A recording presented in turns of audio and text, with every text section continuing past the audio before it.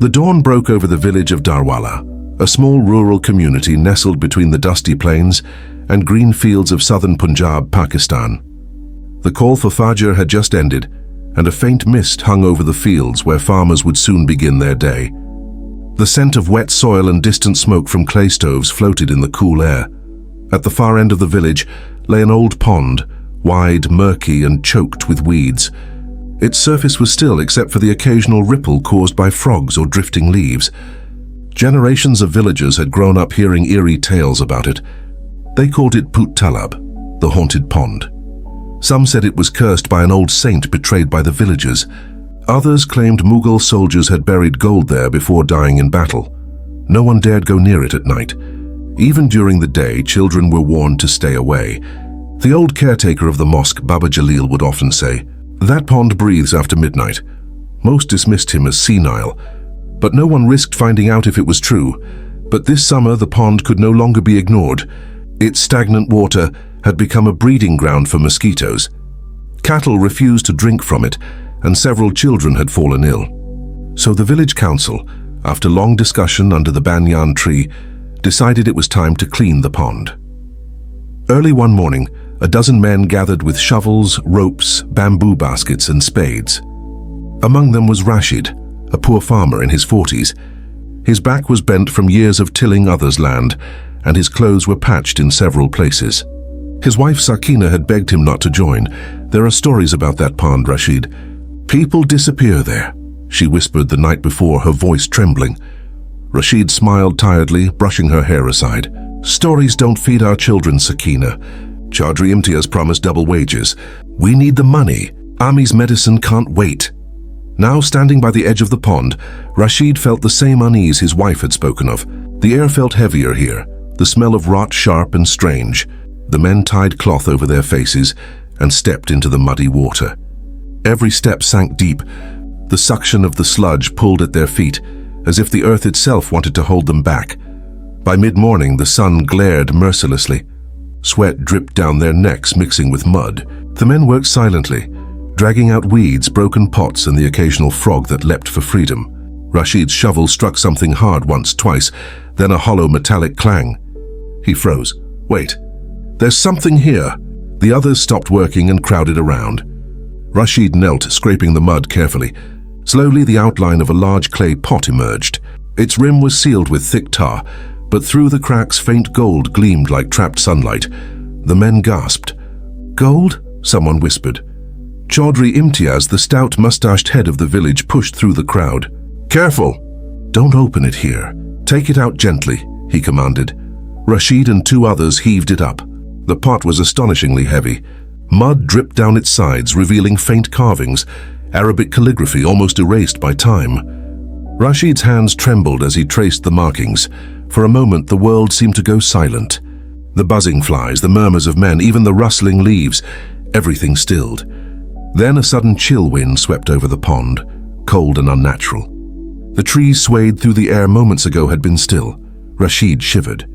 He felt something, an energy rising from the ground, creeping up his arms.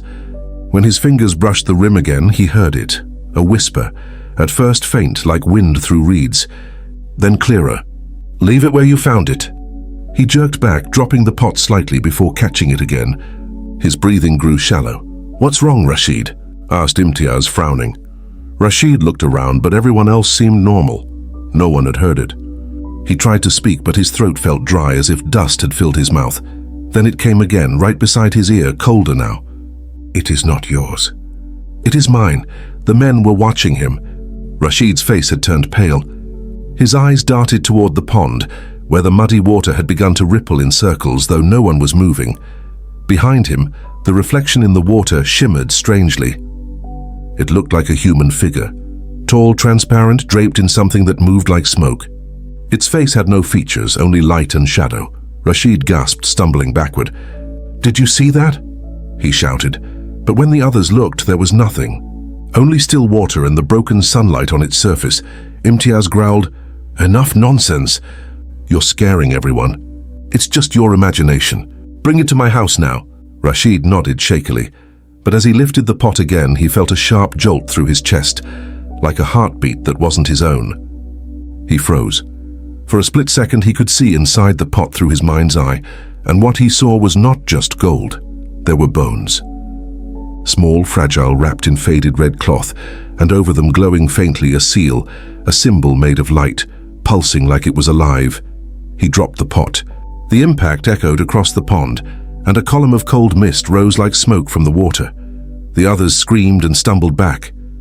The pond surface began to swirl violently, as if some great creature beneath was waking.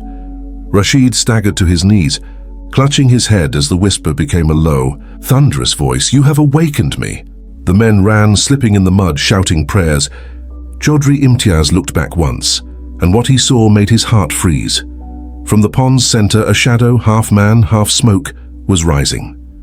Its eyes were hollow fire. Rashid, still kneeling, could not move. The spirit's voice filled his mind like an echo inside a cave. "Return what is mine, or face what you cannot see." The wind roared. The pot glowed, and the first scream tore through Darwala as the sun disappeared behind a sudden storm of dust. The storm came without warning. One moment the air was still, and the next a furious wind howled across Darwala, bending the trees and carrying dust high into the sky. Women rushed to pull their laundry from the lines, doors slammed, and windows rattled. From the mosque's veranda, old Baba Jalil stared toward the pond, his trembling hand clutching his walking stick. He whispered, "It has begun again." Down by the pond, chaos reigned. The men who had been working there scattered in terror. Rashid sat on his knees, his clothes soaked in mud, staring at the heavy pot glowing faintly before him. Chaudhry Imtiaz shouted over the wind, "Leave it! Everyone leave it and run!" But Rashid could not move. Something inside him felt chained to that pot, as if invisible roots from it had wrapped around his heart. He heard whispers, hundreds of them swirling in the storm, crying and praying in forgotten tongues. The pond's surface was no longer calm. It churned like boiling oil. Then, from the mist above it, a shape began to form, tall, cloaked in black smoke, with no face except for two glowing eyes that flickered like dying embers. The men who looked upon it froze. One dropped his shovel and fainted. Another began reciting Ayatul Kursi aloud, voice trembling. The figure raised its smoky arm toward Rashid. "You have disturbed the rest of the one who sleeps beneath," it said in a voice that shook the air. Neither male nor female, deep as thunder yet cold as the grave. Rashid managed to stammer, "I didn't mean to, I swear." The figure moved closer. Every step made the ground quiver. "Your hands touched what is not yours." The oath was broken. "What oath?" Rashid cried. His voice was lost in the wind. From the side, Chaudhry Imtiaz, who was clutching a piece of his torn shalwar, shouted, "Rashid, let it go. Step away!" But the pot was glowing hotter now. Gold light spilling from the cracks, illuminating the trees, the faces, the trembling men. The air around Rashid thickened until it hurt to breathe. He heard something else beneath the roar of the wind, a heartbeat slow and heavy coming from the pot, and then a cry. A child's cry. Rashid stumbled backward in horror, his eyes widening. He looked down and for a brief, impossible moment, he saw a small golden infant curled inside the pot. Its body made of light, its eyes closed, its tiny hands folded like it was in eternal prayer. The spirit's voice grew louder. "Return the offering or you will carry its burden." Before anyone could react, lightning struck the center of the pond with a deafening crash. Water shot upward in a column, and when it fell, everything went silent. The wind stopped. The light faded. The pond became still once more. Only Rashid was left standing beside the pot. The others had fled to the edge of the fields, hiding behind trees and walls, whispering prayers. When they returned minutes later, Rashid was no longer the same. His eyes were blank, his hands trembling, and his lips moved silently as if in conversation with someone unseen. Chaudhry Imtiaz approached cautiously. "Rashid, are you all right?" Rashid turned slowly. "He's still here," he whispered. "He's watching." "Who?" "The guardian, the Rakshak of the treasure." "He said it's not gold." "It's his promise," Imtiaz frowned. "You're talking nonsense. Come with me." But Rashid pulled back violently, clutching the pot close to his chest. "Don't touch it!" He said anyone who tries will lose what he loves most. The men exchanged uneasy glances. No one dared come near him. That night the storm returned. Rashid didn't go home. He sat beside the pond under the dark sky, staring at the sealed pot that now pulsed softly, as if breathing. The village dogs barked continuously, and the moonlight turned the pond silver. Inside his small mud house, Sakina waited with their children, Akib, Mariam, and Ali. She lit the oil lamp again and again, praying under her breath, "Ya Allah, protect him! Bring my husband home." But Rashid did not return. At midnight, the muezzin heard the faint echo of footsteps outside the mosque. He opened the door and saw Rashid standing there, soaked, eyes wide, mud clinging to his skin. He held the pot in both hands. "Rashid, what happened to you?" Rashid's voice was hollow. "I saw him." "Who?" "The one guarding the gold." "He is not a man. He is an oath, trapped here for centuries." The muezzin stepped back nervously. "You should rest." Rashid shook his head. "He spoke to me. He said this treasure belonged to Shah Mirza, the last Mughal who ruled this land. When the empire fell, Shah Mirza's soldiers buried it here with his unborn child inside. That child was cursed, born dead but blessed by a saint who promised that its soul would guard the gold forever, until a heart pure enough came to return it." The muezzin's face went pale. "And what did he say to you?" Rashid lowered his gaze. "He said the gold has awakened and someone must now bear the oath. If I do not guard it, it will bring ruin to the village." He placed the pot before the mosque door. "I can't keep it, but I can't destroy it either." The muezzin hesitated, then whispered, "We will call the imam tomorrow." "He will know what to do," Rashid nodded. But when morning came, he was gone. The pot remained, untouched, cold and strangely heavy. By noon, people gathered around it. The imam recited verses from the Quran, sprinkling water around. But as soon as he said Bismillah, a crack appeared on the pot's side, and a thin line of smoke escaped, curling into the air like a living thing. Children screamed. Women backed away, and somewhere in the shadow of the banyan tree near the pond, a faint silhouette moved, the guardian watching quietly, unseen by most, except one old man. Baba Jalil whispered under his breath, "The spirit has chosen a new keeper." And far from the crowd, deep in the sugarcane fields, Rashid's voice echoed faintly, reciting verses alone, standing guard over the pond that had once been silent, and now whispered every night like something awake. The next morning in Darwala, the entire village buzzed with fear and curiosity. Word had spread like wildfire. Rashid, the poor farmer, had vanished, and the Put Talab was no longer silent. Children were forbidden to go near it. Women gathered in courtyards, whispering verses of protection. The old and superstitious villagers swore that they could hear voices near the pond after midnight, crying, chanting, and sometimes laughing faintly under the wind. But the strangest thing was the pot. It now sat on the steps of the mosque. No one dared to move it. Even the Imam, Maulana Saeed, seemed uneasy. The pot had changed. The clay was dry and cracked, and strange ancient letters shimmered faintly over its surface like gold threads under the sunlight. When someone tried to touch it, it would vibrate slightly as if it were alive. Maulana Saeed called a special meeting. Men from every household came, Chaudhry Imtiaz, Baba Jalil and several elders. The Imam spoke firmly, his deep voice echoing inside the mosque. "My brothers," he said, "this is not an ordinary thing. Rashid has disturbed what should have remained hidden. I have read from the Quran near it, and still the pot hums like it breathes." "That is not natural," Chaudhry Imtiaz grunted. "Then let's bury it again. Throw it back into the pond." Baba Jalil, who had been quiet till now, lifted his head. His wrinkled eyes glimmered with something between wisdom and dread. "No, if you bury it, it will rise again. This is old, older than this village, older than your father's father. I remember my grandfather telling me the Mughal soldiers buried the infant of Shah Mirza here. The child died before birth, and the saint sealed his soul to guard the treasure. They said whoever touches that treasure without permission will lose his shadow before his soul." The men exchanged uneasy glances. "You mean," one began, "lose his shadow?" "Yes," whispered Baba Jalil. "His reflection disappears first, and after 3 nights so does his life." The Imam frowned. "This is not Islam, Baba. We do not believe in cursed shadows." Baba Jalil smiled sadly. "Then go to the pond tonight and see who calls your name." That evening, the air in Darwala grew heavy again. Clouds gathered, though no rain came.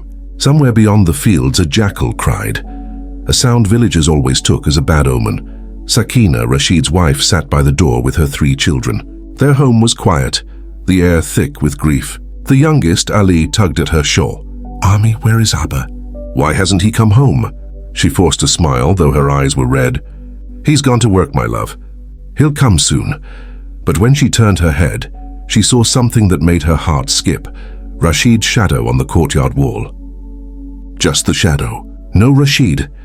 It stood perfectly still, as if cast by an invisible man, its hands resting by its side. She gasped and blinked, and it was gone. Sakina screamed and ran outside. Neighbors rushed in, thinking a snake had entered the house. When she told them what she saw, some crossed themselves. Others whispered Astaghfirullah. That night, the Imam ordered everyone to stay inside after Isha. But curiosity is stronger than fear. A few young men from the village, led by Imtiaz's son Kamal, decided to sneak to the pond to see if the stories were true. They took lanterns and knives, laughing nervously to hide their fear. "Ghosts don't exist," Kamal said. "These old men just want to keep treasure to themselves." As they reached the pond, the air turned cold. The lanterns flickered, though there was no wind. The water was strangely still, too still. The moon hung low and the reflection of the trees shimmered unnaturally. Kamal stepped forward. "See? Nothing here." But then from the middle of the pond, a single ripple spread outward, slow, deliberate, like something breathing beneath. The boys froze. "Maybe it's a fish," whispered one. Then came another ripple, and another, and then a voice, soft, almost kind. "Why have you come again?" The lanterns flickered violently. The boys looked around. The voice was everywhere. Kamal swallowed hard. "Who's there?" "Oh, you took what was mine," the voice said. "And now you seek what remains." A sudden gust of wind blew out the lanterns. Panic erupted. They stumbled in the dark, running toward the path, but Kamal tripped and fell. His friends screamed, reaching for him, but before they could grab his hand, something cold and wet wrapped around his ankle. He kicked, shouting. Then in the faint moonlight they saw it, a pale hand emerging from the pond, clutching his leg. Kamal shrieked, clawing at the ground. "Help me!" They pulled with all their strength, but the hand tightened. For one terrible moment they saw a figure rise behind him, a tall, translucent shape with a face that shifted between a child's and a skull's. Its hollow eyes glowed gold, and from its chest hung a broken amulet. The boys screamed verses, "La ilaha illallah Muhammadur Rasulullah," and the spirit released Kamal, vanishing back into the water.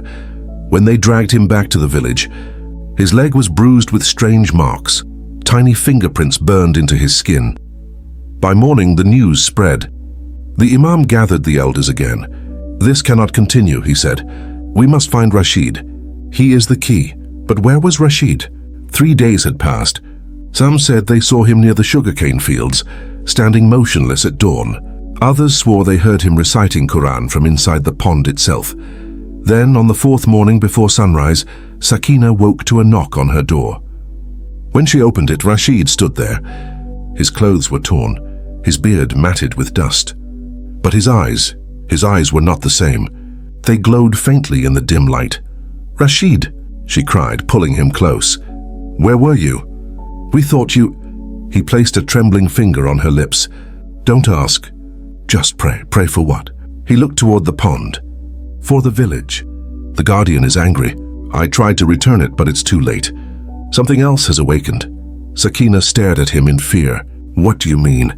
Rashid looked past her, as if seeing something no one else could. "The child, the one buried inside the pot. It's no longer sleeping." He turned and walked toward the mosque, the faint glow of dawn touching his shoulders. As he passed, dogs whimpered and hid behind walls. And when he entered the mosque courtyard, everyone who saw him gasped, for Rashid had no shadow. Maulana Saeed froze mid-recitation. "Ya Allah," he whispered. "The guardian has taken him," but Rashid only smiled faintly, his voice calm yet distant. "No," he said. "He has made me his voice." And as he spoke, the pond outside began to shimmer again, golden light spreading across its surface like molten sun, while from beneath it faint whispers rose once more, chanting, crying, warning. In that moment, Darwala realized the treasure beneath their pond was not a blessing, it was a pact, a bond between the living and the dead that could never be broken without a price. The dawn that followed felt unnatural. Too quiet, too cold, too dim for a summer morning in Punjab. Birds that usually chirped from the mango trees were gone. The dogs refused to leave their shelters, and a faint mist lingered over the fields long after sunrise. By now, the story of Put Talib had reached neighboring villages. People whispered that Darwala had awoken a sleeping curse. Traders from nearby towns stopped coming. Even travelers avoided the road that passed by the pond. Inside the mosque, Maulana Saeed sat beside the mysterious pot, still unbroken, still warm to the touch. He had spent the entire night reciting Quran beside it, hoping to contain whatever darkness it carried. But each time he reached Surah Al-Jinn, the air around the pot vibrated, and a faint sigh would escape, like something listening. He could not deny it anymore. Something was alive within that clay. Around noon, Rashid returned. He looked weaker, his face pale and eyes sunken, yet his movements were steady, deliberate. When he entered the mosque courtyard, even the imam fell silent. Rashid bowed his head respectfully and said, "Please don't read over it anymore. It's not evil. It's only bound." "Bound?" the imam repeated sharply. "To what, Rashid?" "You are possessed. Look at you, no shadow under your feet." Rashid smiled faintly. "A shadow is for those who belong only to this world. I belong to both now," the men murmured nervously. Baba Jalil, sitting on a mat in the corner, leaned forward. "Tell us, boy, what did you see?" Rashid knelt near the pot, running his fingers over the ancient carvings. "The guardian came to me last night. He told me the truth of what we disturbed." The air grew heavy. Rashid continued, his voice low. "Centuries ago, this land belonged to Shah Mirza, a Mughal noble. He was betrayed by his own kin during the fall of the empire. To protect his fortune, he buried it here, not as wealth but as blood. His pregnant wife was slain before she could escape, and her unborn child was buried alive with the treasure. A saint passing through heard her cries even after death. He sealed the soul within this pot, so it would guard the gold, never letting greed touch it again." The imam's hand trembled on his rosary. "You're saying this? Child spirit guards the gold?" "Yes," Rashid said softly. "And now, after all these years, it has awakened, not for revenge, but because it remembers. It remembers the betrayal, the blood, the promise broken by time. It doesn't want to harm anyone, but it cannot rest while the gold is touched by hands unclean." "Unclean?" one man asked angrily. "We were only cleaning the pond." Rashid looked up at him. "And yet your heart desired what lay beneath." Silence followed. No one could meet his eyes. That evening, when the Asr prayer ended, strange things began to happen. The pond, still as glass all day, started glowing faintly from within, a deep golden shimmer under the surface. Fishermen from a nearby village saw it and rushed to tell others. By dusk, half of Darwala had gathered near the bank, watching the water pulse like a living heart. A small boy threw a stone into it, and the pond answered. The ripples expanded outward, and suddenly the water hissed, steam rising where the stone had fallen. People screamed and backed away. Then came the cry, a child's voice, soft, distant, yet echoing across the entire field. "Why did you wake me?" The crowd fell into chaos. Some ran toward the mosque. Others dropped to their knees, reciting whatever verses they remembered. Only Rashid stood firm, his eyes locked on the glowing pond. "It's time," he whispered. He began walking toward it.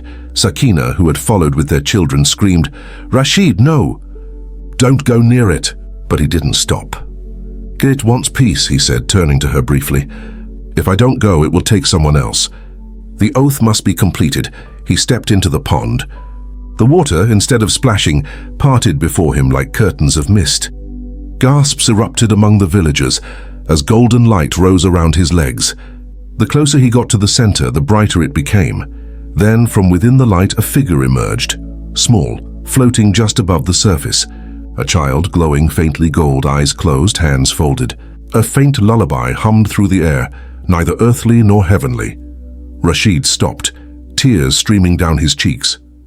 "I know who you are," he said softly. "You were left alone, forgotten. You guarded what wasn't yours to guard. You can rest now." The spirit's eyes opened, an empty, ancient, full of sorrow. "No one ever said my name." "What is your name, child?" Rashid whispered. The figure looked down at him. "Aman." The moment the name was spoken, the wind shifted. The water turned to gold, swirling gently. Rashid held out his hands, and the pot, which had been lying on the mosque steps miles away, shattered with a sound like thunder. A column of light shot from it straight into the sky, vanishing among the clouds. Villagers shielded their eyes. The earth trembled once, then went still. When they opened their eyes again, the pond was silent, calm, clear, for the first time in generations. But Rashid was gone. Only ripples remained where he had stood. Fading slowly as dusk turned to night, Sakina fell to her knees, crying, calling his name again and again. The villagers, shaken and silent, watched helplessly. Then, as the last light of day disappeared, a faint reflection appeared on the pond's surface. Rashid, smiling gently, holding the hand of the glowing child as they both faded into the deep. The villagers went home in tears that night, and by morning, the pond was still, its water now crystal clear. With no weeds, no stench, and at the bottom under the sunlight, something glimmered faintly, not gold, but a small silver amulet shaped like a sleeping baby. Baba Jalil stood beside it, his old eyes wet. "He kept his word," he whispered. The guardian found peace, and so did the man who freed him. From that day on, the pond was never called Put Talab again. The villagers named it Aman Talab, the Pond of Peace. But every year, on that same day, when the wind turns cold and the sky burns orange, villagers say they still see two shadows walking on the water, one tall, one small insan, and hear a whisper that drifts across the fields of Darwala. "Keep your promises. Never wake what sleeps in mercy." Years passed. The story of Aman Talab spread far beyond Darwala. Travelers from Multan, Bahawalpur, and even Sindh came to see the pond that glowed under moonlight. People said the water healed sickness, that prayers offered beside it were answered, and that every full moon, the reflection of a man and a child could be seen walking quietly across its surface before fading into the mist. For a time, peace returned to Darwala. The villagers grew braver. They fished again, planted vegetables along the pond's edge, and children once more chased dragonflies in the tall grass. The place that had once been feared became a blessing. Yet beneath that calm, a quiet unease remained, because not everyone believed the guardian's peace would last.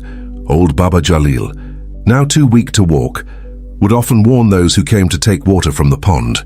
"Don't be greedy with Allah's mercy," he would whisper. "Aman Talab gives only what is pure, but if you take what is not meant for you, you'll wake the watcher again." Most smiled politely and ignored him, and in time, the warning became folklore, something to amuse children. But fate has its own patience. One winter morning, long after Rashid's disappearance, a group of outsiders arrived in Darwala. They were treasure seekers, educated men from the city carrying maps, compasses, and notebooks. Their leader was Arif Malik, a retired army officer with a taste for the supernatural. He had read about the Put Talab legend in an old Mughal diary found in Lahore Museum. The diary mentioned a golden pot of vows, guarded by a spirit that sleeps beneath the fields of Darwala. Malik had seen greed in many forms during his military days, but the promise of lost Mughal gold stirred something else in him: obsession. When they reached the village, the locals were cautious. The elders begged them not to disturb the pond again. "There is no treasure," said Imam Saeed, his beard now streaked with white. "Only a memory sealed by faith." But Malik laughed. "Faith cannot hide gold forever, Maulana. If there was nothing here, your people wouldn't guard it like a secret." He set up camp near the edge of the pond, his men pitching tents and unpacking metal detectors. Within hours, the calm that had blessed Darwala for years began to fade. Birds stopped nesting near the water. Dogs barked endlessly at night. The pond's reflection grew darker, as though something beneath was stirring again. That night, while the villagers slept, the men began digging. Their machines hummed, cutting into the soft earth. Malik ordered them to dig near the northern edge, the very spot where Rashid had disappeared years ago. Hours passed with nothing but mud and stones. Then, just before dawn, one of the men shouted, "Sir, something's here." Malik rushed over. Beneath the layers of earth was a slab of black stone, engraved with faded Urdu and Persian script. The letters were ancient, curling like vines. Malik wiped the mud away, reading aloud, "He who breaks this soil breaks his own peace. Return not what was given, nor take what was forgiven." Malik smirked. "Superstition," he said, and struck the stone with his shovel. The sound that followed was not of stone breaking, but of air being torn apart, a deep, hollow boom that rolled across the fields. The ground trembled. Water from the pond surged upward like a living creature, crashing onto the bank and drenching them. The men screamed and stumbled back. Malik turned to shout an order, but the words died in his throat. A figure was rising from the pond, not like before. This time it was immense, taller than any man, its form shifting like smoke and water. Its face was hidden behind a veil of light. In its arms it carried a small child made of gold and flame, the air filled with whispers. Hundreds, thousands, voices crying in different tongues. The men dropped their tools, clutching their ears. Malik, blinded by greed and terror, shouted, "Who are you?" The figure's voice thundered through the mist. "You dare touch what was sealed in mercy?" The pond boiled, steam hissing from its surface. Malik staggered backward. "We seek only knowledge. Knowledge without humility is poison," the voice replied. "And greed wears the mask of learning." The golden child in its arms opened its eyes, bright, burning, sorrowful. "He broke the stone," it said softly. "The promise is undone." The spirit turned toward the camp. The air around the tents shimmered. Lanterns burst one by one. The earth cracked open, swallowing the machines whole. Malik's men screamed for help, but their voices were drowned by the roar of unseen wind. Only Malik stood frozen, staring into the glowing water as if trapped in a nightmare. The spirit floated closer.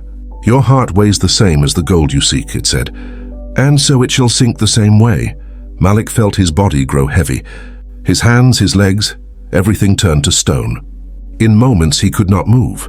His final scream echoed through the night as his body sank into the mud, leaving no trace behind except a single ripple that glowed faintly red before fading. By dawn, the camp was gone. The villagers found only broken ropes, burnt metal and Malik's empty boots by the water's edge. When Maulana Saeed came to the pond that morning, he wept. "We failed to protect what he gave us," he said softly. That night he dreamed of Rashid. The farmer stood beside the glowing child, under a sky full of stars. His voice was calm, almost gentle. "Do not fear, Maulana," Rashid said. "Peace returns where greed ends. But the pond will test every generation. As long as humans crave gold, the guardian will not sleep forever." The next morning, Maulana Saeed gathered the villagers.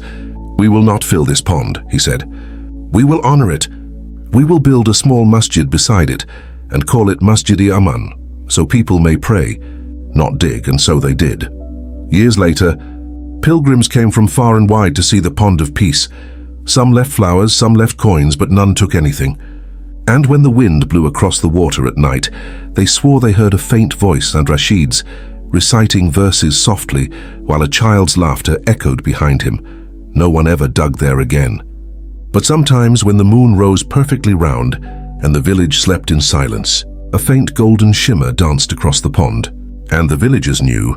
The guardian still watched, patient as time, waiting for the day human greed would return once more.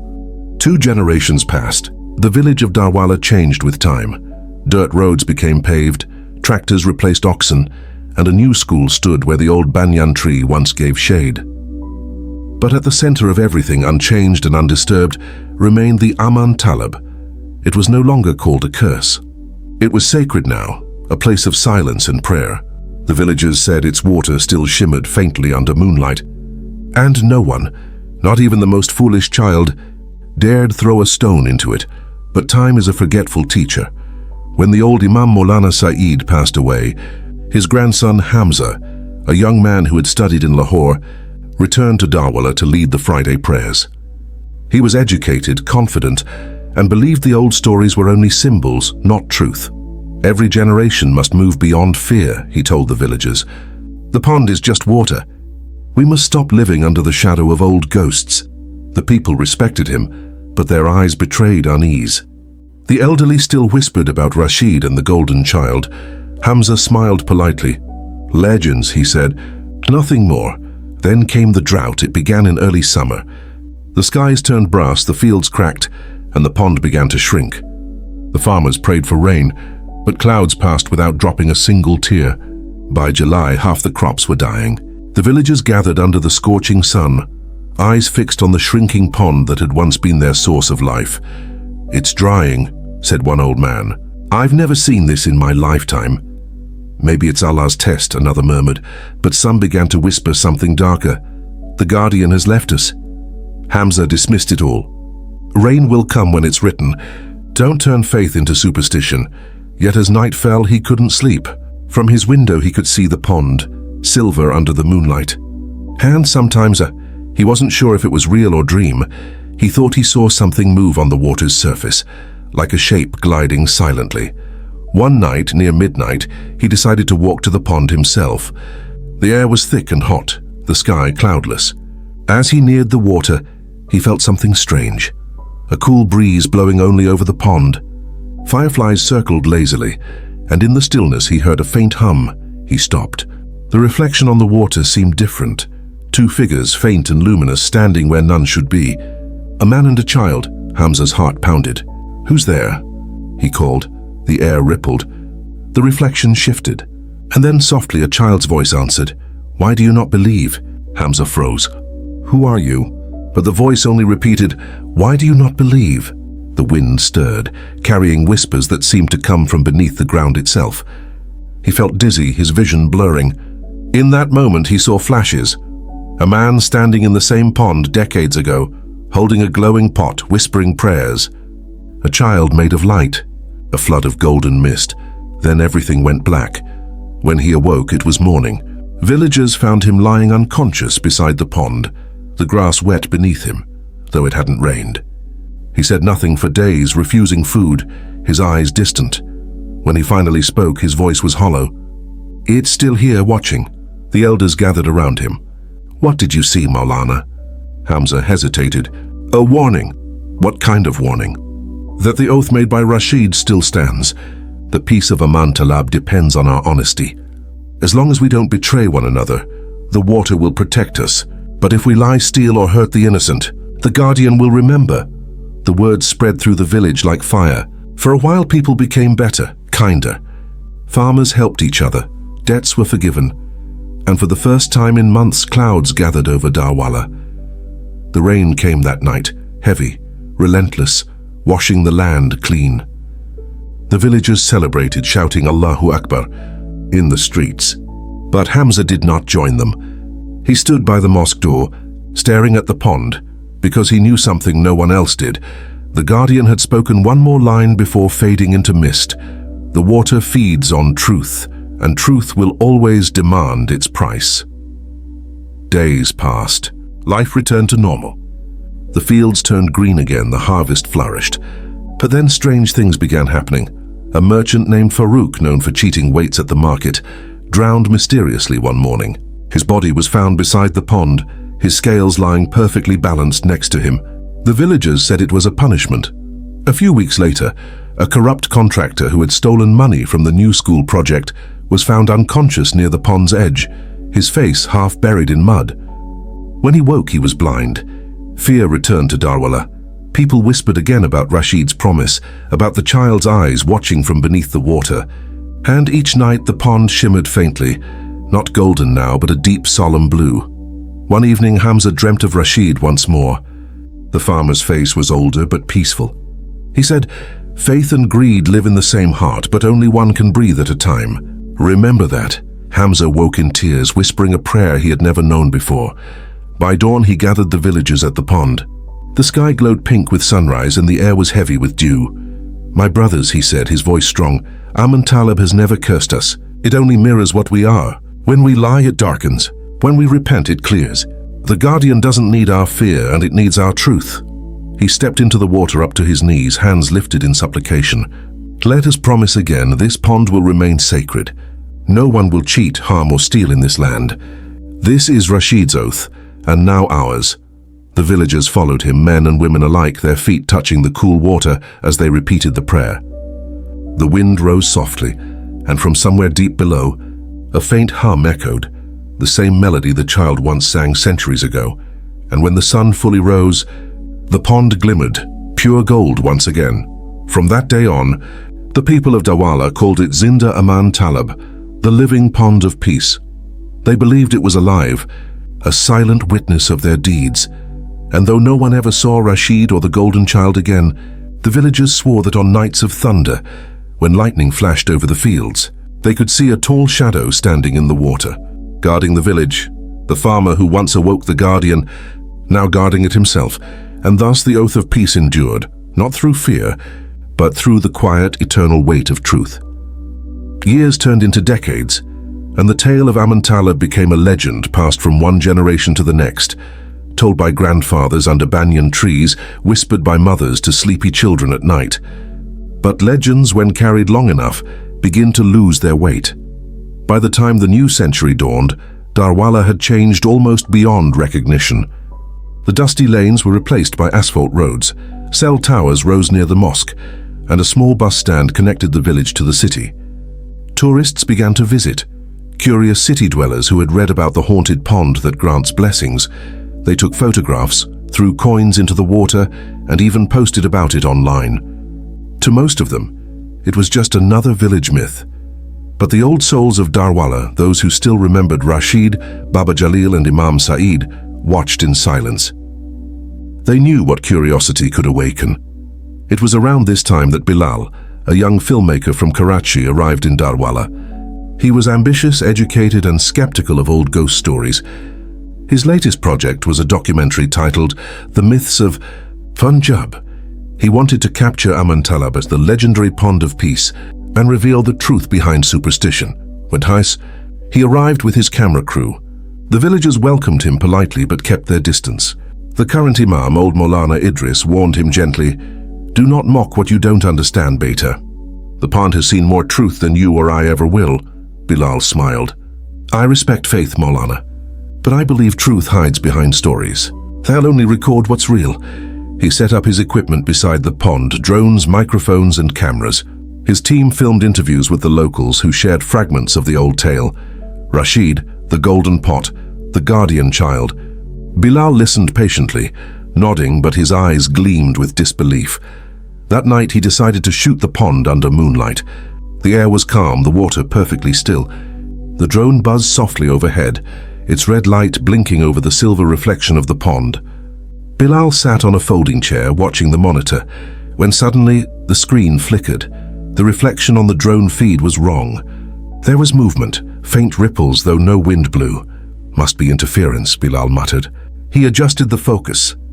But what he saw next made his breath catch. Two faint lights glowed in the center of the pond, small, like eyes. "Are there fishermen here at night?" he asked his sound man. "No, sir." "No one dares come after Maghrib." Bilal laughed nervously. "Well, tonight we dared." He zoomed in. The camera trembled slightly, trying to focus. The glowing points grew sharper, brighter, and then a form began to take shape around them. A face. A child's face, pale gold, staring directly into the lens. The feed cut out, the generator died. The entire field fell silent. Even the frogs stopped croaking. "Power trip?" one of the men whispered. Before Bilal could answer, the pond rippled violently. Water splashed onto the bank, drenching their feet. The air turned icy cold. From the mist rising over the pond came a low hum, almost musical, like a lullaby. Bilal's mouth went dry. "Is someone playing that sound?" "No one, sir. That's coming from the water." The mist thickened, and then out of it 2 figures emerged, faint and luminous. A man and a small child, standing on the surface of the pond as if it were glass. The child looked at Bilal, eyes soft but endless, glowing faintly. "Why do you film what you do not feel?" it asked, its voice echoing through the valley. Bilal stumbled backward, shaking his head. "This isn't real. This isn't," the man beside the child spoke. His face was calm, kind, his hands folded behind his back.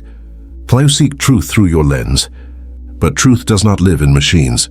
It lives in the silence you refuse to hear." Bilal dropped his camera. "Who are you?" The man stepped closer. "I am the keeper of this place, Tuan, and the servant of peace. Once I was called Rashid." Bilal froze. Rashid, the name that appeared in every version of the story. The poor farmer who had vanished a century ago. You're a spirit?" Bilal stammered. "I am what remains of a promise," Rashid said gently. "And you, son, have disturbed its rest." The air pulsed. The pond's surface shimmered, reflecting faces and hundreds of faces. Those who had come before, those who had prayed, those who had broken and rebuilt the oath of Aman. Rashid pointed to the water. "Do you see them? They are the memories of this land. The pond remembers every truth spoken upon it, and every lie." Bilal sank to his knees. "I didn't mean harm. I wanted to tell your story." Rashid's voice softened. "Then tell it as it is, not as you wish it to be. For every time your world calls faith a superstition, the walls between mercy and madness grow thin." The child raised its small hand. The water around them turned gold again, glowing softly. "He has seen. Let him carry our memory." And with that, both figures faded, dissolving into mist, their light sinking back into the water. The cameras, which had gone dead, flickered back to life. The screen filled with static, then slowly cleared, revealing the pond still and silent, as if nothing had happened. Bilal's team found him the next morning, sitting quietly by the water, staring at the sunrise. His eyes were wet, but his face calm. He said only one thing before leaving: "There is truth here, but it doesn't need proof." Months later, his documentary released under a new title, The Pond That Remembered. It wasn't a mockery anymore. It was reverent, soft, and haunting. In it, Bilal narrated, "We film to preserve what we can see, but some truths live only in silence. In Darwala, there is a pond that reflects not your face, but your faith." The documentary spread across Pakistan. People visited Darwala not for gold, but to seek forgiveness, to pray for peace. The villagers welcomed them kindly, with one rule: no filming after dusk.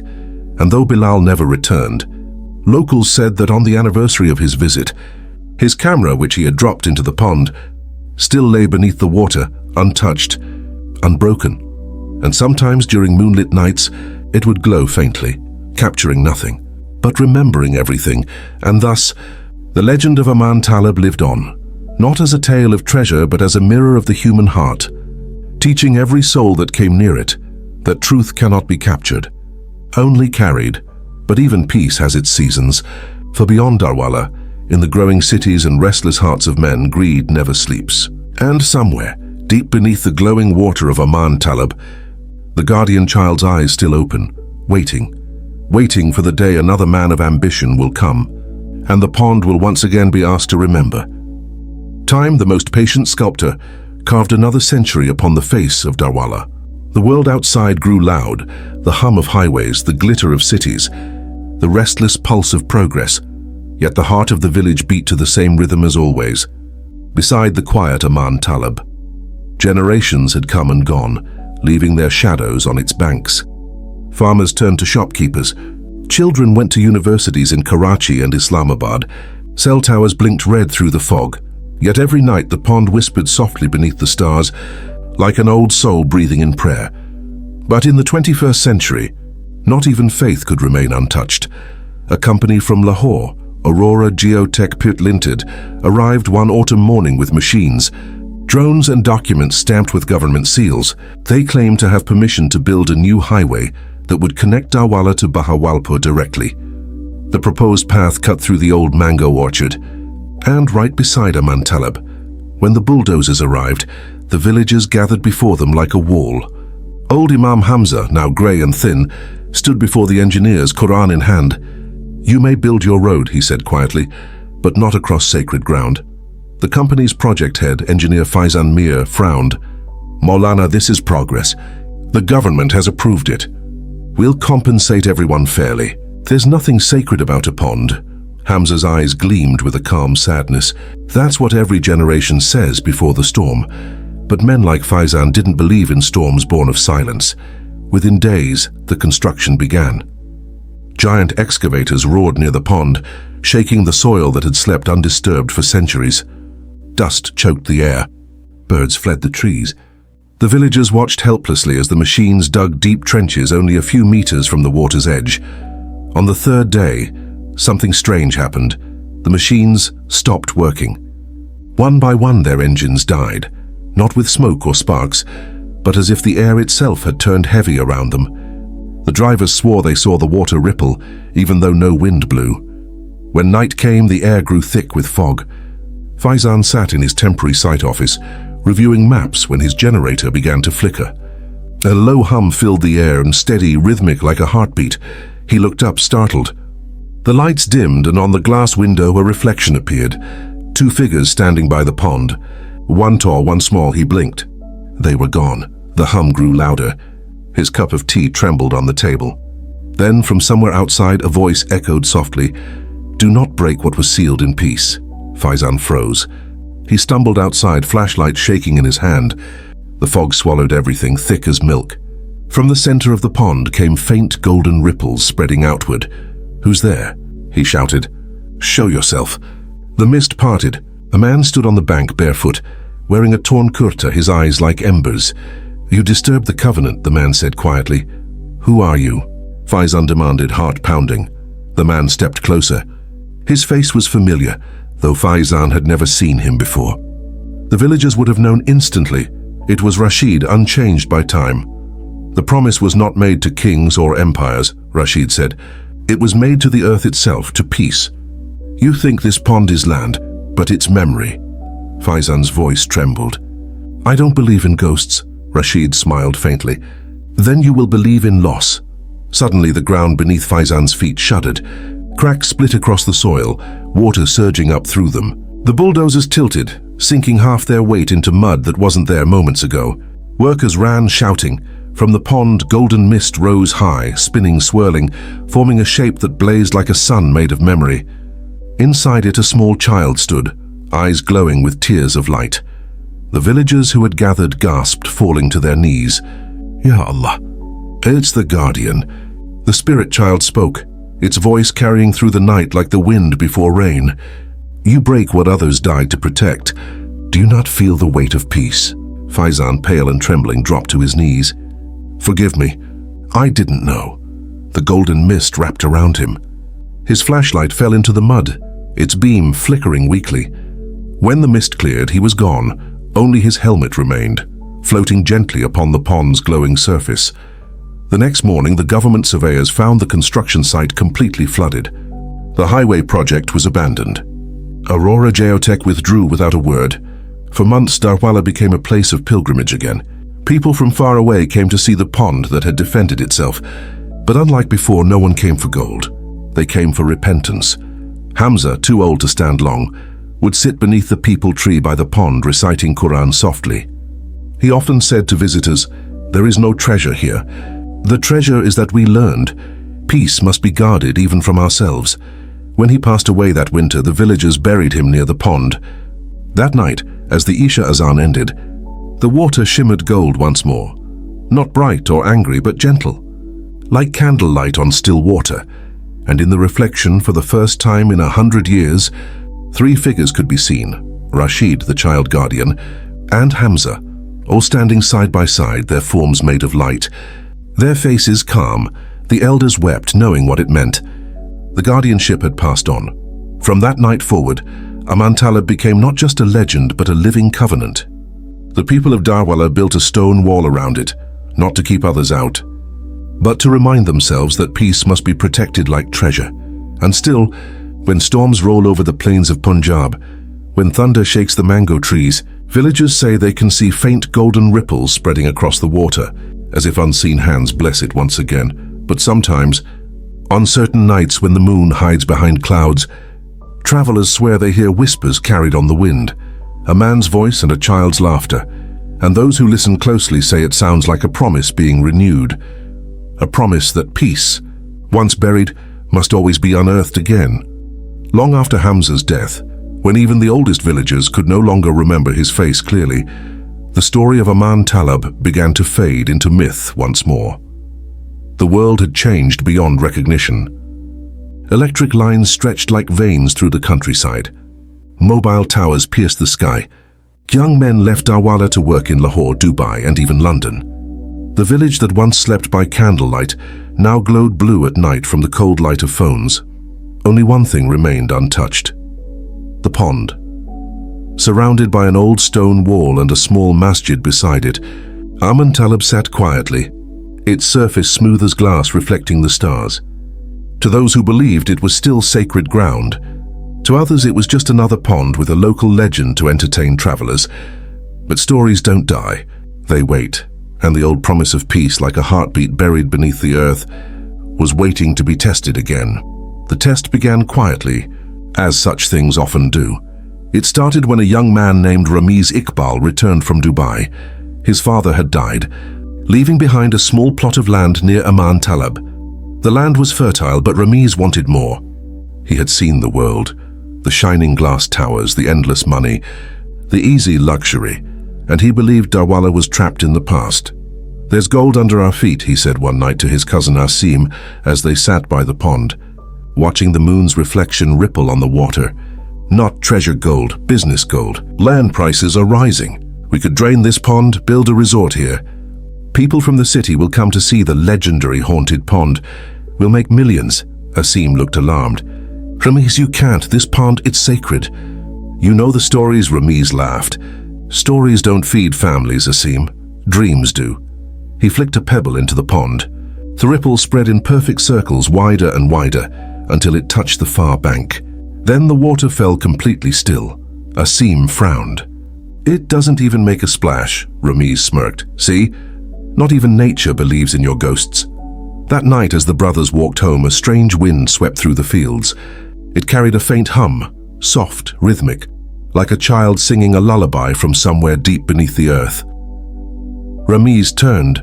For a moment he thought he saw a faint golden shimmer over the water, but when he blinked it was gone. By dawn Ramiz had made up his mind. He borrowed machinery from a friend in Bahawalpur, hired laborers, and began draining the pond. The workers were uneasy, reciting Bismillah under their breath. As the pumps roared and muddy water flowed through channels into nearby fields, the air grew strangely heavy. Old villagers gathered by the mosque, watching in silence. "He is doing what even the English never dared," muttered one. "Allah protect us." By afternoon, half the pond was gone. The workers uncovered layers of black silt, broken clay, and shards of old pottery. But at the very center, where the earth looked darker, their shovels struck something hard. "Thak! Sir, there's something here," one of the men called. Ramiz ran over, excitement flooding his veins. Together they dug faster, their spades slicing through wet mud. Soon the outline of a large rounded stone appeared, smooth, engraved with unfamiliar markings. "It's an old foundation," said one worker. Ramiz smiled greedily. "Or a chest." He struck it again with his spade. The sound that came out was not metallic. It was hollow, like the sigh of something breathing after centuries of sleep. The workers froze. A low vibration rippled through the ground. The pump engines sputtered and died. The birds fled from the trees. "Sir," one worker whispered. "Keep digging," Ramiz ordered. When the final layer of mud was pulled away, they uncovered what looked like a lid, a circular stone plate, sealed with tar and etched with Arabic calligraphy. In the center was an inscription half erased by time. "He who breaks this seal invites his own reflection to judge him." Ramiz squinted. Superstitious nonsense. He took a crowbar and began prying the lid open. The moment the seal cracked, a gush of freezing air burst upward, carrying the scent of roses and smoke. The earth trembled. The drained pond, which had been dry for hours, suddenly filled with water, rising, swirling, roaring. The workers screamed and ran. But Ramiz stood frozen, staring into the pit. From within, golden light began to rise, at first dim, then blinding. And in that light, two shapes formed, one tall, one small. The child's eyes opened first, soft, glowing, filled with infinite sorrow. The man beside him, calm and grave, looked down at Ramiz. "You broke the covenant," he said. His voice was both gentle and thunderous, echoing across the fields. Ramiz fell to his knees. Who are you?" The man stepped forward, light rippling around him. "I am Rashid, the first keeper, the one who gave his soul for peace. You have disturbed what was never yours to touch."